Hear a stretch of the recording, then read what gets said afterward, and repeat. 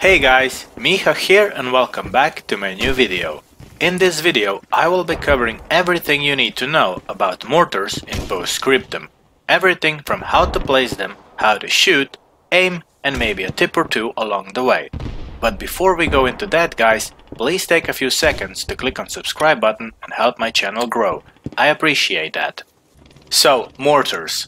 A very useful tool in Scriptum when done correctly, and also very dangerous when done incorrectly. You might get banned from the server. Trust me, I know. Okay, so let's start at the beginning. Mortars can be placed down by all logistic members and any squad leader, even tank squad leader, by pressing command menu key. Click on weapons and then you select your mortar. They can be placed anywhere on the map as soon as it turns green. Don't place them in houses because shells will be destroyed or nullified by the roof as soon as you fire them. And almost the same goes for forests, although being the most common places for mortars. If you place mortar too close to the tree, some shells might get destroyed by trees. But if you ask me, I would still rather be in the forest than in open field. To be able to place mortars, you need certain amount of supplies, from 200 to 350, depending on mortar caliber. Also, leave some supply on the side to refill your ammunition. You can place 1 or 2 mortars for free in 150 meter radius around fob, but I don't advise to do that because mortar sound can give away your fob position. As soon as they are placed, mortars can be built up by anyone with a shovel, and used by every player on the team, including unassigned players. To enter mortar, put it in the center of your screen and press Use key and click Enter. At the bottom right corner you can see 2 different types of shells you can fire with mortars, those being high explosive and smoke shells, and you can select between them with number 1 for HE and number 2 for smoke. You can enter aim mode the same way you aim with any other weapon in Scriptum. And as soon as you enter aim mode, on the left side you will find the range chart calculated into milliradians. On the right side of that chart you can select distance in milliradians by moving mouse forward or backwards. On the bottom of the screen you have a compass, where you can set your bearing by moving mouse left or right. Now usually mortars are used to hit capture points and their surroundings, and if you press on compass key, capture point icon will appear on the screen. You've got your target. Now simply aim at it. For the distance, open up your map and in the bottom right corner you can find distances for each grid square on the map. Calculate the distance from your position on the map to the position of your target and then convert it into milliradians with mortar chart. Sounds complicated? It is. There is of course an easy way to get your bearing and distance in milliradians.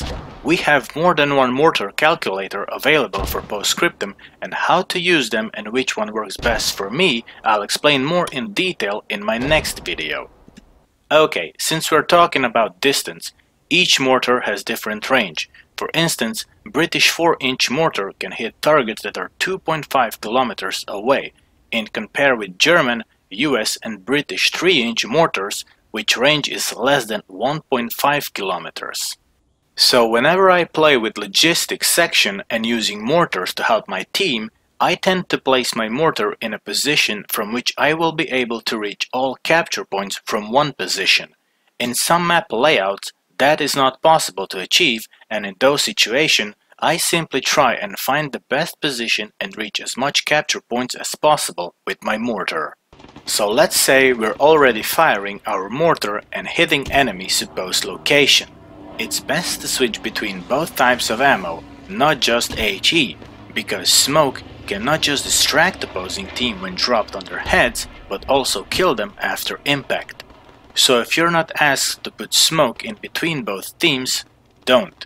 Hit their supposed locations and capture points with both types of shells. And here's the reason why.